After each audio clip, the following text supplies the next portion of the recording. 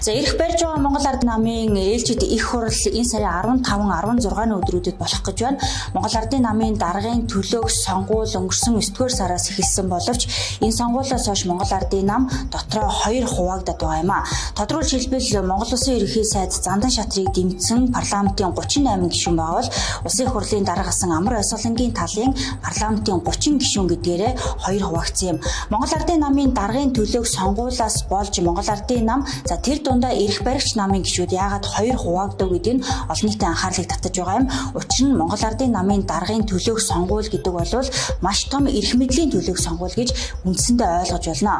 Эрх барьж байгаа Монгол Ардын намын дарга болно гэдэг нь засгийн газар, улсын их хурал, хууль хяналтын байгууллага, орон нутаг, яам, агентлаг гэд бүх газар эрх мэдлийн нөлөөллөө тогтоох бүрэн боломжтой гэж ойлгож болно. Түүгээр зогсохгүй Монголын нийт ард иргэдийн эдийн засаг, амьдрал ах үе гэд өдөр тутмын бүх үйл ажиллагааг хэрхэн өөрчилж болох вэ гэдэг эрх мэдлийг Монгол Ардын намын дарга өөртөө авна гэж товчхондоо ойлгож байна. Ийм ч учраас Монгол Ардын намын 9-р сард болсон баг хуралдааны дараа Монгол Ардын нам 2 хуваагдсан нь үүнтэй холбоотой. Тодруулж хэлбэл эрх мэдлийн төлөөх дотоод зодолтон гэж хэлж болно. Улсын их хурлын дарга асан Амар Баясгалан Монгол Улсын ерөнхий сайд Зандан шатарнаар өнгөрсөн 7 хоногт Монгол Ардын намын ээлжит даргын сонгуульд нэр дэвшихгүй гэдгээ ээлж дараалан зарлалаа.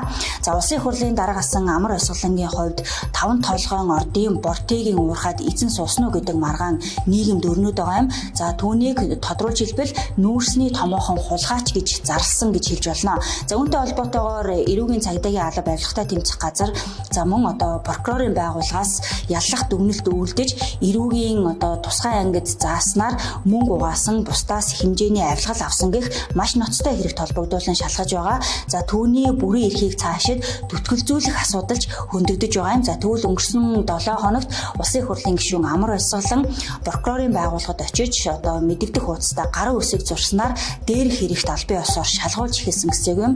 Харин Монгол Улсын ерөнхий сайд Зандан шатрын хувьд Монгол Ардын намын даргын төлөөх энэ өрсөлдөөнд оролцохгүй гэдгээ мэдэгдсэн нь намын эв нийтлээ хангахаар болсон гэж тайлбарлаж байгаа боловч нөгөө талдаа Монгол Улсын ерөнхий сайд Зандан шатрыг одоо чадвартай, тууштай, удирдагч байж чадахгүй буюу за хэд хэдэн удаагийн сонгуульд ялагдл хүлээсэн нь за түүнийг Монгол Ардын намын даргад одоо тэнцэхгүй гэдэг байр суурийг илэрхийлж байгаа Монгол Ардын намын гишүүдж байгаа юм а. Ирэх барьж байгаа за Монгол Ардын намын нөлөө бүхий улс төрчид дотроо сууж за намаа одоо эвлэрүүлсэн за гишүүдээ хооронд нь одоо уулзуулж гар бариулсан гэдэг энэ мэдээллийг цацаж байгаа боловч за товчхондоо болвол Амар Баясгалангийн тал үндсэндээ ялагдл хүлээсэн гэж ойлгож болохоор байна. Ингээд одоо Монгол Ардын намын энэ сарын 15, 16-ны өдрүүдэд болох их хуралдаанаар Монгол Ардын намын даргын одоо төлөөх энэ сонгуульд Монгол Улсын тэргүүн шатар сайд учрал ганцаараа нэр дэвших ийм мэдээлэл явагдаж байна. За нэг үгээр Монгол Ардын намын нөлөө бүхий улс төрчид дотооддоо сууж